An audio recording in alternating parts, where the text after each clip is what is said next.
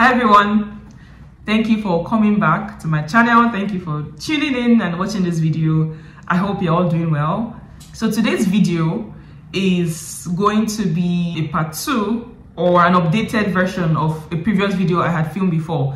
So I'm going to be talking about the documents that you would need if you want to come to study in Canada. I know that this video will help more people as well, because as of January there have been some updates that have been made by the government of Canada if you want to come and study in Canada. So this video is very important.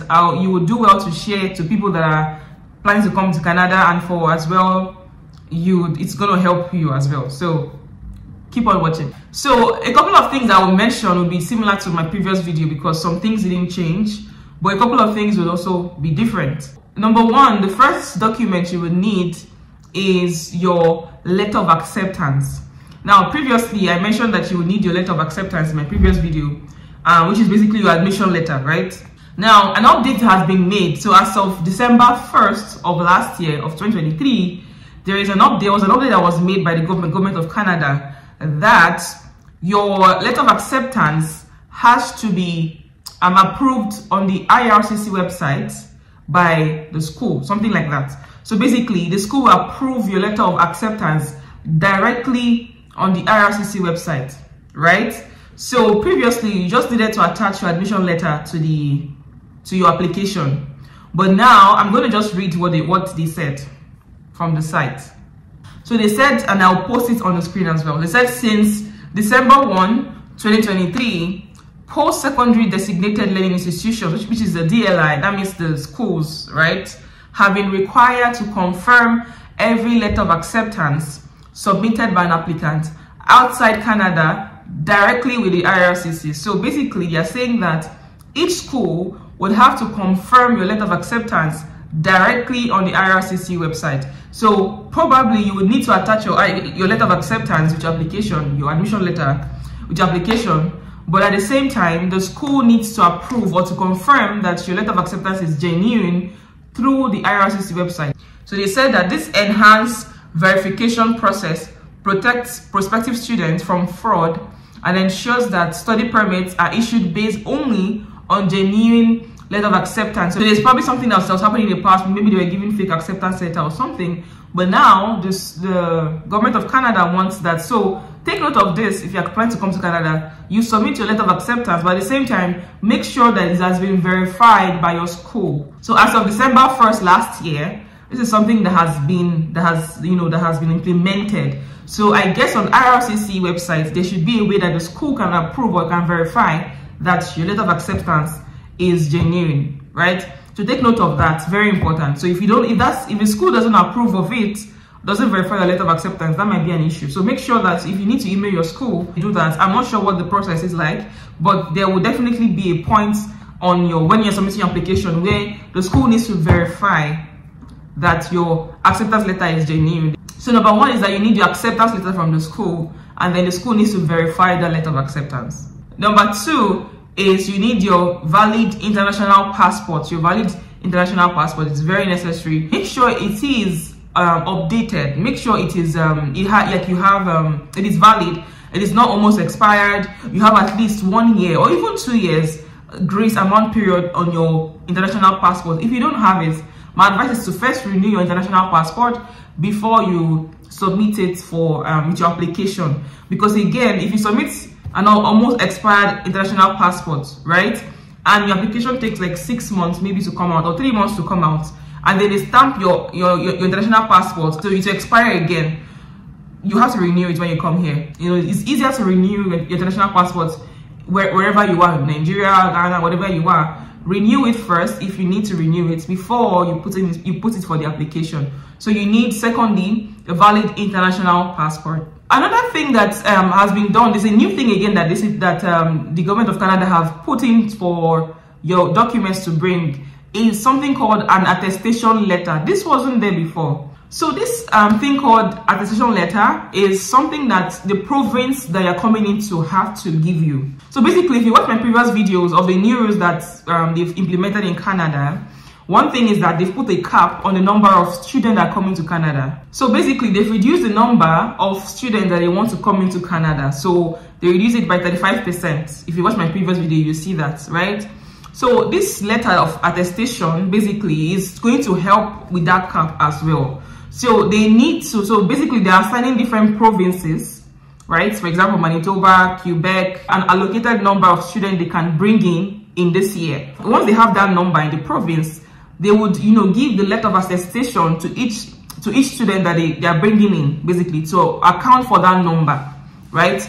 I think this is to help, them to know the amount of students they are bringing to Canada, and to help people from traveling, I guess illegally or something, right? So basically, the letter of attestation would come from your province.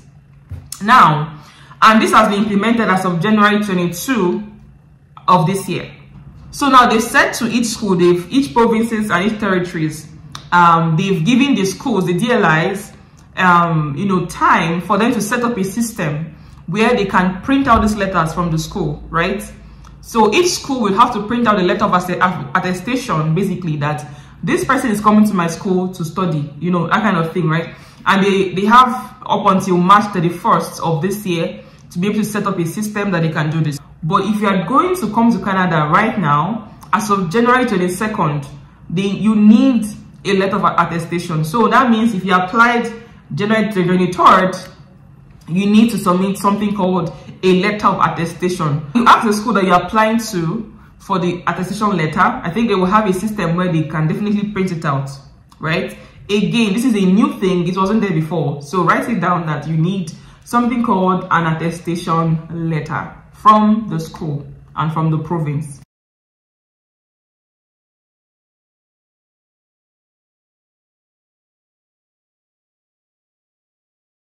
So again, in this case, it is different from the letter of acceptance verification that the school will do for you. This letter of attestation, the school will give it to you, and then you would attach it to your application. The school would not submit to the IRCC by themselves. So take note of that. That's what they said on their site. So except that would change, then they will let you know.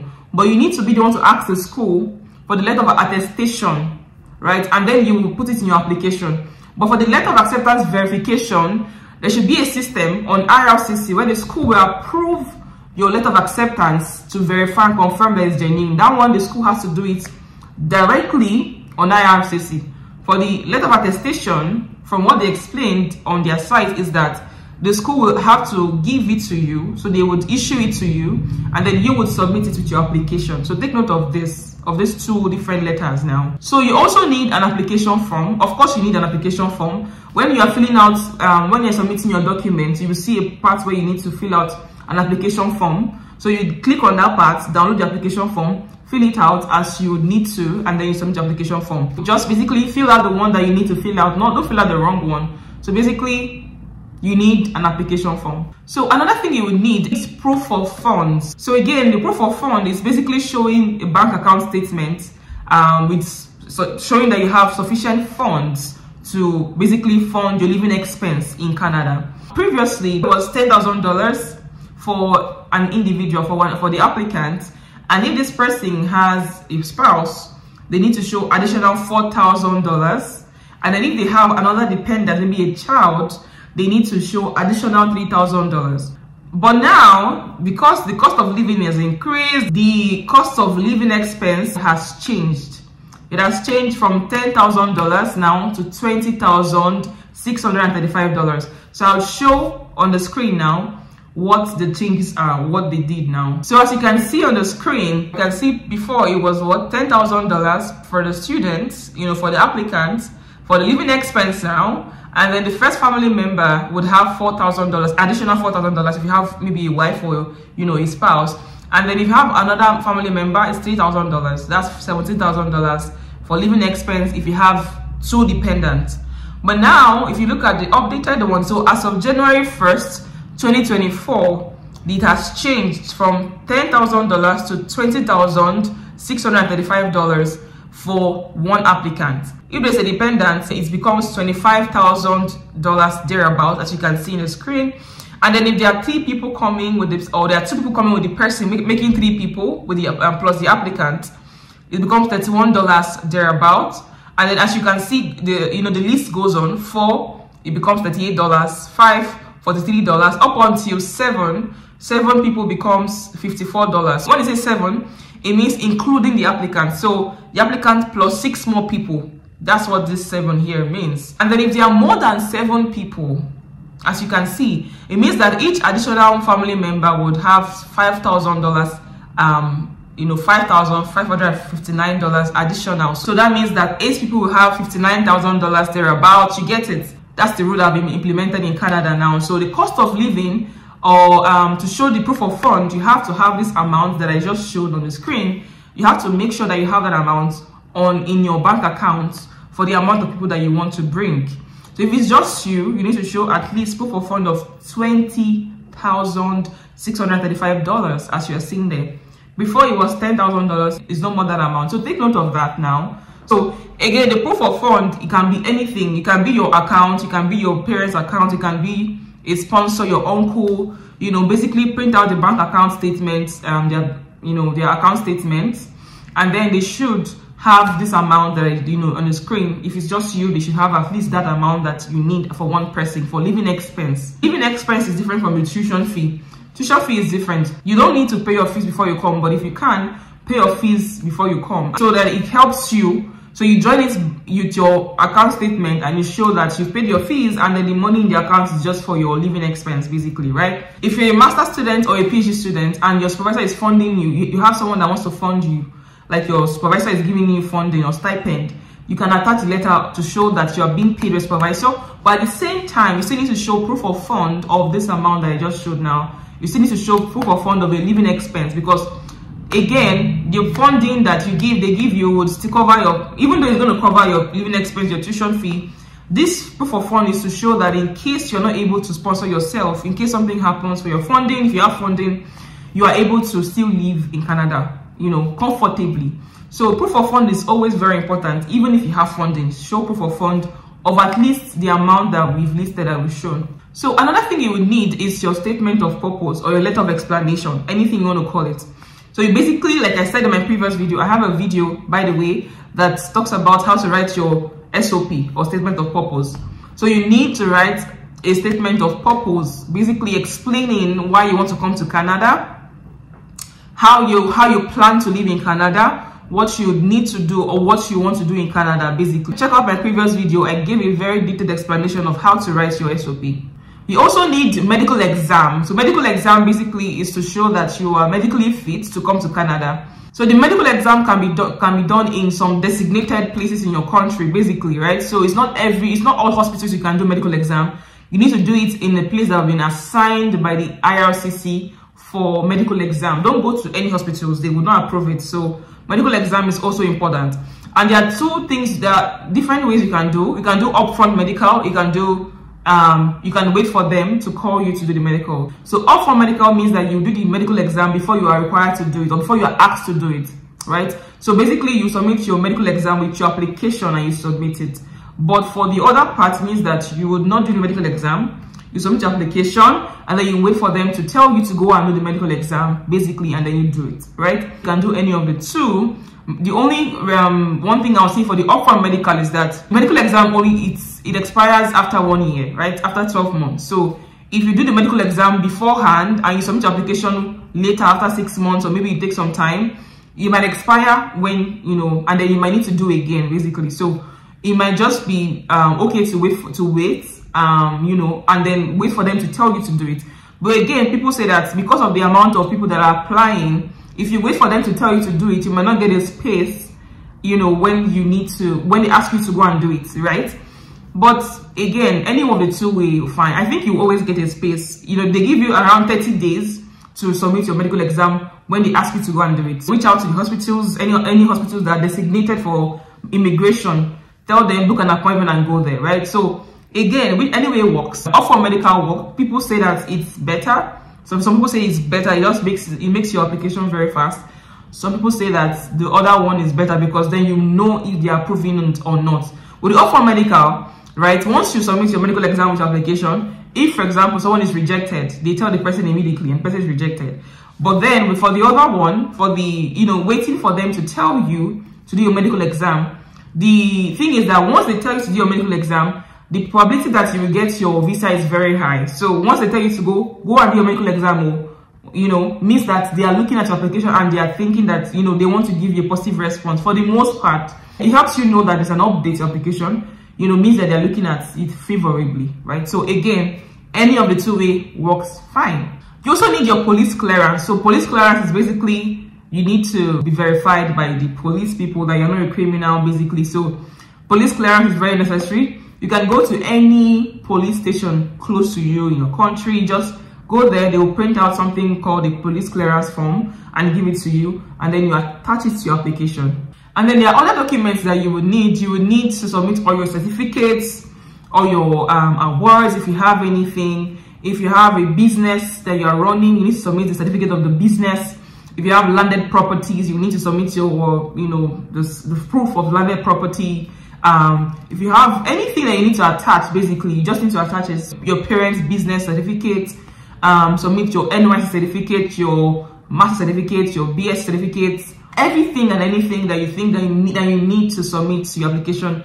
Just attach everything to your application. Again, like I said in my previous video, there are two ways you can apply for a study permit. You can apply through the online application, or you can do the paper application.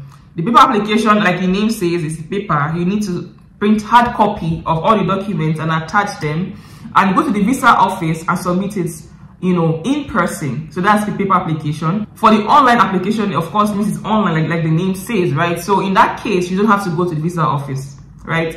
So you just stay in the comfort of your home. You have to maybe scan all your documents, online, and make them a soft copy, and then you send them to the visa office. So in that case, it's just online. I think that both methods work fine, right? So you can do any paper if it's convenient for you to do paper. If you can't if you are maybe located somewhere that you can't go and submit in person, you just do online application, and both ways work fine.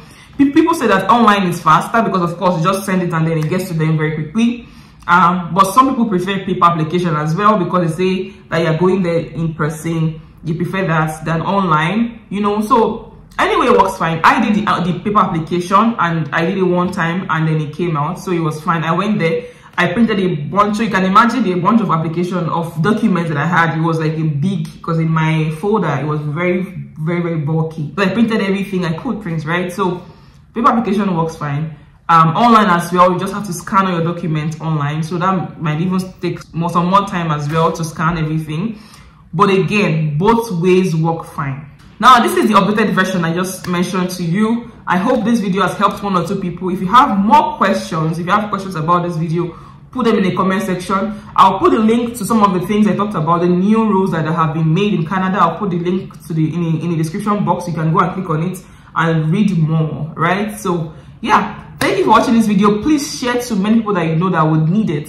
Again, there have been an update, so please, this video is very helpful, because if you use the previous video, you might be denied, because that previous video I posted is important, but at the same time, it is not updated. And again, because of the cap that is there, please adhere to all the rules that have been stated. Submit all the letters that you need to submit. Make sure it's approved by the school. Again, because they put a cap, means that they are verifying every and anything. So make sure everything you're submitting is genuine. Do not go through the route of any fraud. Don't do that, because they are scrutinizing everything this time around, because they want students to be genuine. So they are very, very particular about this study permit this year. So be very careful. If you cannot come through the study permit route, I always say there are other routes. There's PR, there's permanent residence, there's which is express entry. There's work permits. There are different ways you can come into Canada. You don't have to come through the study route if you don't have what documents that you need. Don't forge documents, please. All right, so thank you for watching this video. Please share, please like, please subscribe, please comment, and I will see you in my next video. Bye.